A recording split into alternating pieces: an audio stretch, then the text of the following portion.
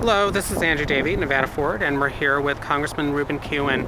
Thanks for joining us on this very tragic Monday morning. So first off, when did you find out about the shooting at Mandalay Bay? Well, first of all, let me extend my condolences to all the families and my prayers and thoughts to all the victims.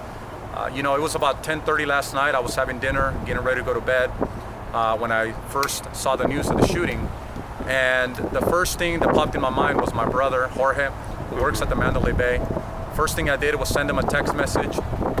He didn't respond. I sent him another text message. And thankfully, he finally replied about an hour later. But as you can imagine, there's a little bit of a moment of panic.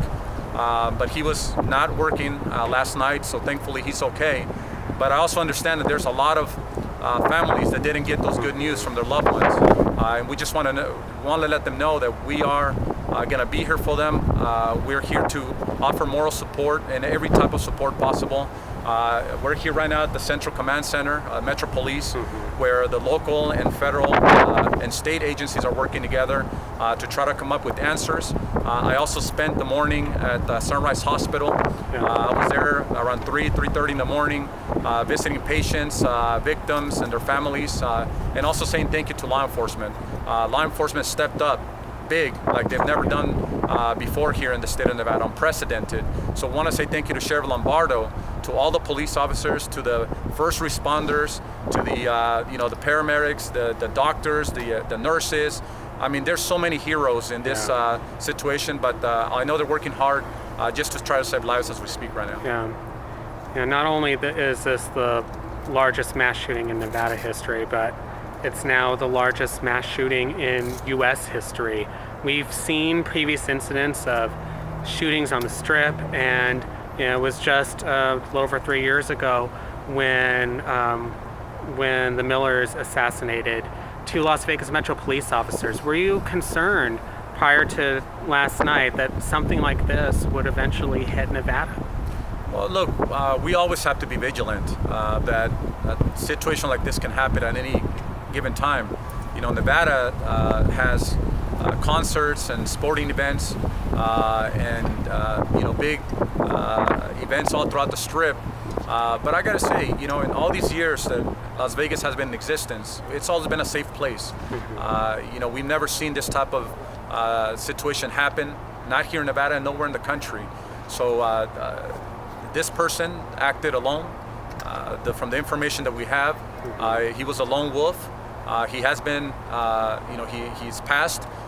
And so now what we got to focus on immediately is in providing help for these victims who are still fighting for their life. And I do want to ask all Nevadans who are watching, if you live in Las Vegas particularly, please go donate blood. You can go to United Blood Services. There are going to be different stations all throughout the city. Please, if you have some time, please go donate. I think that's probably the most important thing that we could do right now as a community. There's over 500 people who have been wounded, and they need our help.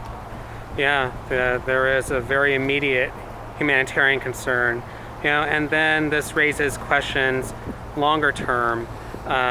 It was just over a year ago we saw the Pulse shooting in Orlando. Less than 2 years ago, the shooting attack in San Bernardino. We continue to see more of these mass shootings, and eventually, there will be more questions. When will we see more action in terms of gun violence prevention? Well, look, I believe that today, more importantly than anything, is not the day to politicize this situation. I think today, we should be focusing on saving the lives of these 500 plus people who have been wounded. But at some point here very soon, we do have to have a conversation. Why did this happen? How did this person manage to obtain so many weapons? How did he manage to get so many weapons into a hotel room without being caught? These are all questions that I think are going to have to come up. But as you know, here in the state of Nevada, we fought to pass universal background checks for people who have criminal records, and unfortunately didn't pass. But these are discussions that, without a doubt, we're going to have in the coming months, and hopefully it can lead to change, so we can continue to prevent gun violence. Yeah, and finally, just so people are clear, as people are still processing this, wondering what happened to my friends or family who were at Mandalay Bay last night, or just simply, how can I help? Where can they go? What can people do? So if you give me 1 second, I will give you the phone number. Sure. There is a phone number that Metro Police is asking us to call. This is a number that you can call so they can let you know if the person you're looking for is at one of the hospitals. But I do gotta say, after visiting Sunrise Hospital this morning, 92 out of the 190 people that were there at the hospital when I was there did not have an ID on them. So a lot of these folks have not been identified, and so people can call 1-866-535-5654, and I'll repeat that once again. It's 1-866-535-5654. If you're looking for your loved one, please reach out to this number.